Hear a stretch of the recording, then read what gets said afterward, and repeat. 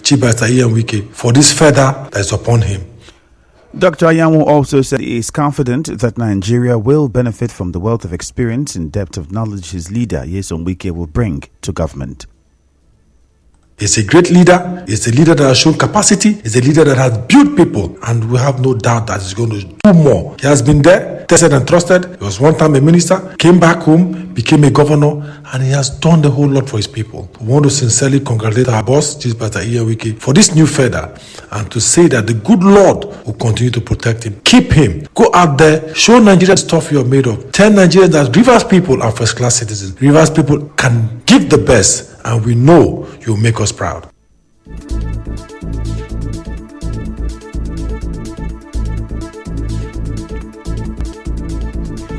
The Echie local government chairman also said the immediate past governor of Rivers State is a man of ideas who will deliver in any ministry where he is posted to.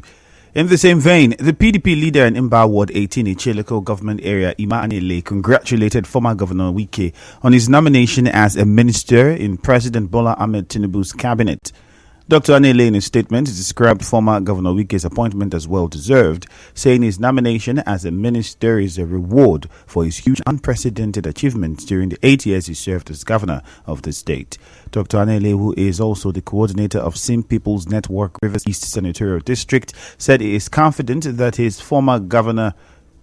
former governor, as Minister of the Federal Republic, Siminalayi Fubara as governor, and Senator Orwell Onyeso as at the National Assembly alongside his colleagues from Rivers State, the state will witness tremendous growth and developments at the state and national levels. He also commended Governor Fubara for flagging off the 50.15-kilometer Port Harcourt dual carriage Port Harcourt Ring Road project, which goes through 6 local government areas, including Echie. In the meantime, political analyst Obia Onwude says the inclusion of opposition members in the cabinet is not new in the country's politics.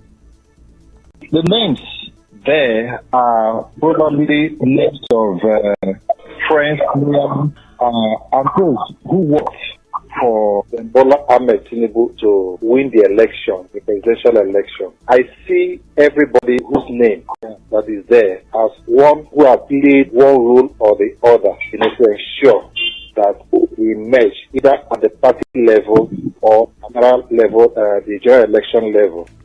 The list of the minister nominees includes former governors Nyesom Wike, Dave Umahi, Nasir El Rufai, Mohammed Badaru, 7 women, and 17 others. Speaking of women inclusion in the ministerial list, gender advocate Inyingi Irimaga says the number of women on the ministerial list is a fair start, but still not enough.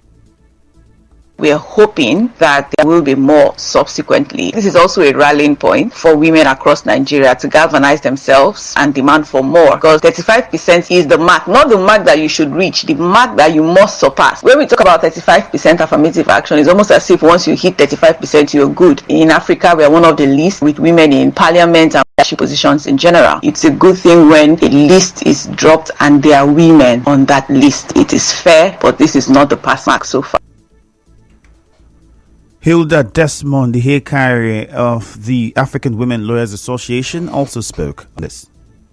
There are so many other areas apart from ministerial positions where women have not been well represented in the National Assembly, same with the Senate and our different houses of assembly. Nigeria has come of age and we should learn from other civilized nations. There are even more women than men in the country. Goal 5 of the United Nations, gender equality and gender parity, is very clear. Women should be as well represented as the men in all matters of national affairs. This 35% affirmative action should be across board. Staying with this, Chief of Staff to President Femi Gbajabiamila has hinted on the possibility of creating new ministries in the country. Mr. Gbajabiamila gave the hint while fielding questions from State House correspondents after the list of ministerial nominees was submitted to the Senate on Thursday.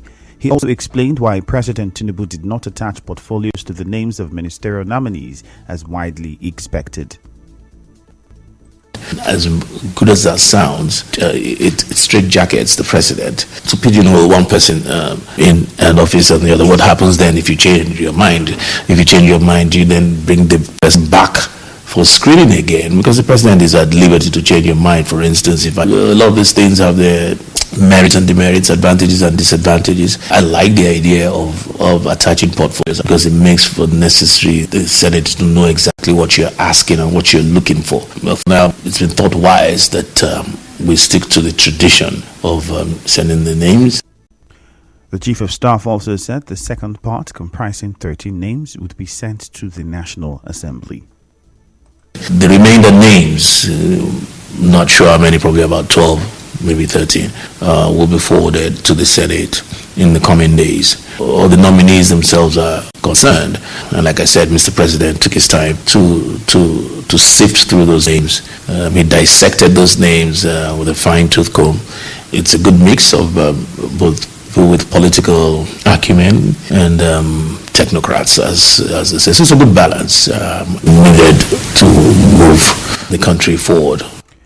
As you may know, the law requires the president to appoint a minister from each of the 36 states, but the current list has names of nominees from 25 states, leaving out 11 states. The states not yet covered are Lagos, Kano, Adamawa, Bayelsa, Gombe, Kebbi, Kogi, Osun, Plateau, Yobe, and Zamfara. But Bauchi, Cross River, and Katsina states got 2 slots each. The Senate will on Monday start the screening of the ministerial nominees submitted to it by President Bola Tinubu on Thursday. Speaking shortly after the names were read, the Senate spokesperson Yemi Adaramodu said the upper chamber has suspended all its activities to start the screening immediately. Moving on. Police say they have arrested a notorious cultist from the outer axis of Rivers State known as General Danger and Double Chief. Briefing newsmen on some of the achievements of the command, the State Commissioner for Police, Nwonye Meka, said the suspect and his gang members who are still on the run are responsible for the kidnapping and killing of Justice Azunda, the protocol officer, former Chief of Staff to the Rivers State Government House.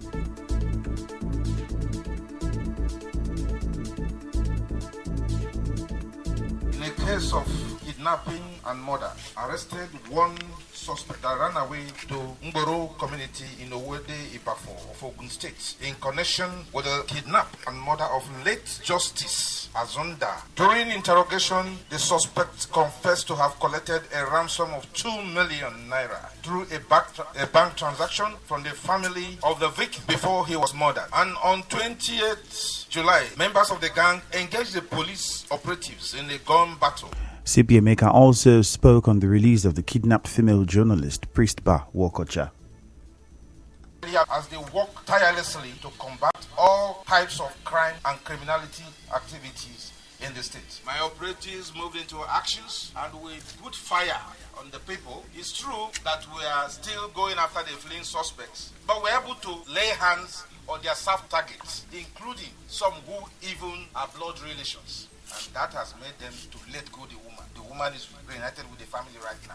So, and that is the effort of the policemen in my command. Correspondent Sebio Ruwari reports that the Commissioner of Police also said that in the past week, some members of a car-snatching syndicate were arrested, and 3 suspected armed robbers were also arrested in Rumola, who took the operatives to their hideout, where 1 revolver pistol, a Toyota Salon car, iPhone, Technophones, plasma TV, and a laptop computer were recovered. Some of those arrested spoke to newsmen. When we got there, he hasn't brought out those things. So this night I got there by 10:30. So we parked there. As we parked there, he brought out a cutter. He was using it to cut the shop. So that process where we are arguing why he cutting someone's shop, the vigilantes there just came out and approached us. I've parked my car already and I've come down from the car, so I just ran and left my car there at that position. I told them we are 3 in number, but the main person, the particular person. This is the first time I've never done this business before, but this one I really commit it. Honestly speaking, I commit the offense. So I ask that you should forgive me. I commit this offense. I've never done it before. I've never said a vehicle before. This is the first time. A victim described how he was robbed. They came to my house and that was about 8:30 a.m. They threatened to kill me, my wife and my son. We took them time to gain access, hoping that the security guards in my area was still active. But in the morning, I got to understand that these people hold those security guards hostage, tie them up before coming into my house. So they made away with so many things. They gave me about 7 machete cuts in my head, about 2 machete cuts. They cut my hands and also my back, my legs. They took my Toyota Camry. Still to come, Rivers State Government re-awards contract for Andoni Road. Stay tuned.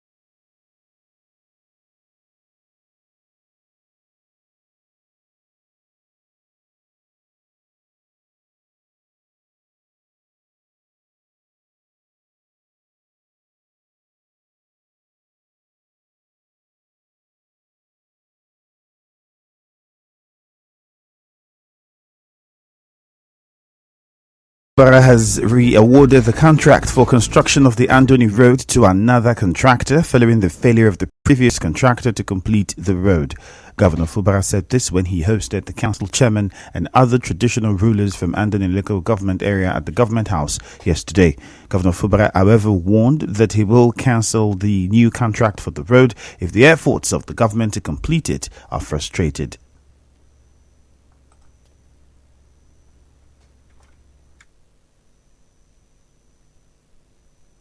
It pains us as a government because a project that has been paid 90%, we are now trying to re-award the project for completion, and we're spending that money again. But this time around, we are not just saying we want to complete it. We have already paid 30%, but I want your commitment to this all-important road. I do not want sabotage. The truth about it, I know a few people are not happy. They don't want that road to be completed. If anything happens in the course of executing that project, I will withdraw, and that is final. In other news, the Association of Private Practicing Surveyors of Nigeria, Rivers State Branch, a sub-institute of the Nigerian Institution of Surveyors, NIS, has elected new executives that will pilot the affairs of the institution for the next 2 years. Speaking shortly after the election, the newly elected chairman of the association in Rivers State, Surveyor Andy Nwikinane, Vice Chairman Mapadero Abiola, and Publicity Secretary Nwidom Lawson promised to take the association to an enviable height.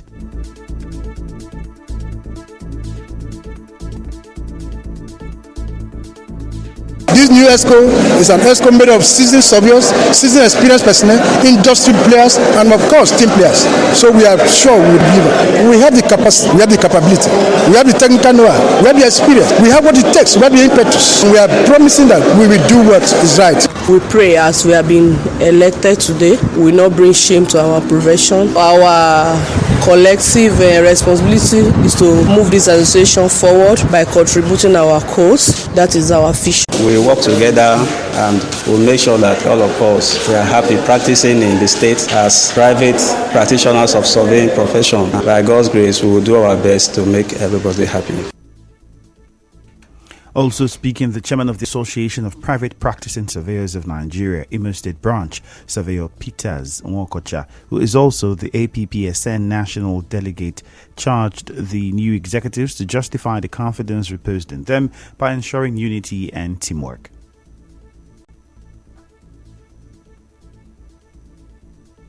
Leadership, especially in environments like the professional associations, take a lot of personal demands and sacrifice. The first thing I would want to advise the executive is to do whatever they can to make sure that they have one house, to give their best for the interest and welfare of their members. If anybody has any grievance, if anybody has any issues existing already based on the contest for the election, the executive should bring everybody together and make sure that there is peace. That's the only way they can progress. Also, National Chairman of the Nigerian Institution of Surveyors in Rivers State, Barry D. Ligbara, urged new executives to reconcile all aggrieved members. It was free and fair election. My advice, like every other place, after elections, there are bound to be ill-feelings amongst individual members and all that, and they should try to begin to work around reconciliation, reconciling members who have been aggrieved for one reason or the other. Take some time off to begin to meet the body of fellows of the state branch, reconcile every aggrieved person so that they can start on a very good note. Also, and now we'll bring you news from around the world. Supporters of a coup in Niger have attacked the headquarters of the ousted president's party, setting it on fire and stoning and burning cars outside.